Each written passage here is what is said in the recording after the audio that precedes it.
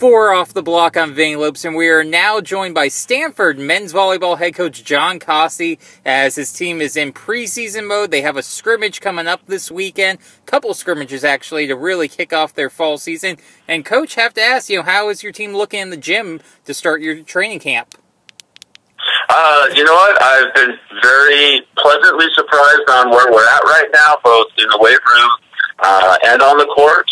I think we're ahead of schedule, and I'm really liking our focus early in this fall season for us.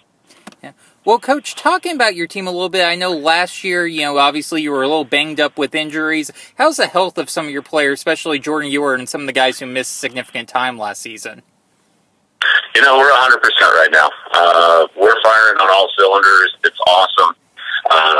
And we're, everybody's healthy, quote, knock on wood. So that's one of the things that have really set us up for having a good fall is everybody came in healthy, strong, and ready to go. And it's good. I'm happy with our progress right now, and I'm happy that nobody's truly in the training room right now, and it's a nice thing to have early in the season.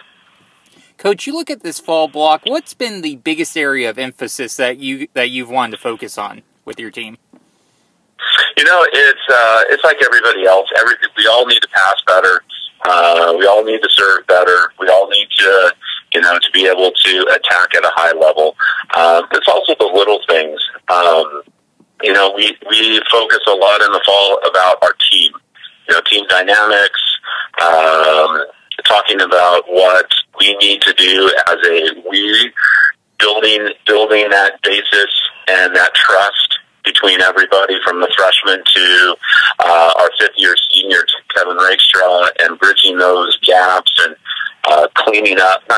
but making sure that every player feels a responsibility towards the team and part of the whole. Really trying to integrate the freshmen as fast as we can, and also making sure we integrate Kevin Rakestraw, who is also part of this team, but he's a fifth-year senior in graduate school now playing on the team, so he can feel a little isolated also. And then one other interesting dynamic is Cole Pollan is back from his Mormon mission, and so he is a sophomore academically, freshman athletically, but he engages with the seniors because that's the group he came in with. So that's also an interesting dynamic coming into this.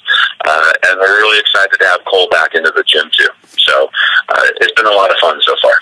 Coach, you've kind of hit on your players, but has there been any player in particular you feel has really kind of elevated their game since you last saw them in the gym in April? I think some of the guys that have impressed me are some of the guys we took to the World University Games. One especially being Evan Enriquez. He spent a lot of the time playing in U.S. gym and playing in Taipei. And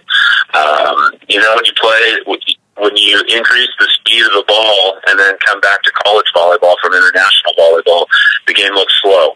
And he's playing like the game's really slow, and it's my job to continually have him feel like the game is slow.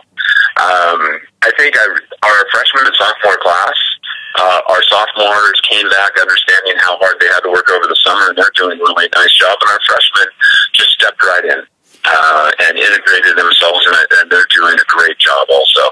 I've just been happy all the way around. Well, Coach, speaking about the World University Games, I know you had an opportunity to coach Team USA. I know you would have liked to have won a gold medal there. You fell a little short of that. But, for you, what was some of the biggest things you were able to take away from that experience? Number one is just the competitive nature of volleyball around the world. As much as we think we are the elite country in volleyball at our age group and the juniors and the youth, we've got a little bit of work to do. But I thought our guys competed really, really well. What I took away from it is our athletes compete with other athletes from around the world. We can win those matches. The difference is we put a team together, and this is just how it is. team together. We fly them to LA. They practice 3 times, and we start the competition. And understandably, there's certain points of a match that trust isn't really there with Team USA because we haven't been able to build that. But on the flip side of it, the relationships that we have built playing each other in men's volleyball, that gives us a great advantage heading into those games too. And, the first 2 matches we lost in 5, I thought we had a great opportunity to take those. We just couldn't. And we got our wins at the end. And I just think the experience the guys got was incredible, playing international volleyball in an incredible country, an incredible community in Taipei. TCU did an incredible job putting it on, and it was just a once-in-a-lifetime opportunity that everybody got to experience. Yeah. Well, Coach, also talking about players who got international experience, you have 2 freshmen who got an opportunity to play for the in the U19 World Championships in Presho and Jasper. I want to ask, not only those freshmen, but any freshmen in particular, do you think that there could be some who crack the starting lineup this year for you guys? Yeah, I think, honestly, I think all 4 potentially can. So Leo Hankin comes in a little bit under the radar. I think he's having a great fall so far. JP Riley did not choose to play on that junior team, but I think he's playing really well. And Tyler Presho is just a phenomenal middle blocker, and he keeps improving every single day. And then Jalen Jasper, everybody knows Jalen can jump and play very physical, and he's doing that in our gym every single day.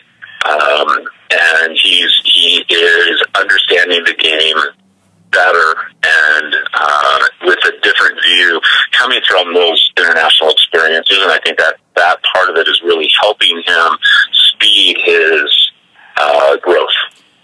And Coach, looking ahead for you guys this weekend, you're hosting some exhibition matches, playing UC Santa Cruz and Melno College. What are you hoping to see from your team in these 2 matches? Giving them an opportunity to compete with the Stanford uniform on. We've been going at it a couple weeks now, and we always need something to look forward to, something to build towards, and this is a great opportunity to basically do a couple things. One, with the team, is go through the process of actually playing a match and what we do protocol-wise, understanding what's going to happen, especially for the freshmen.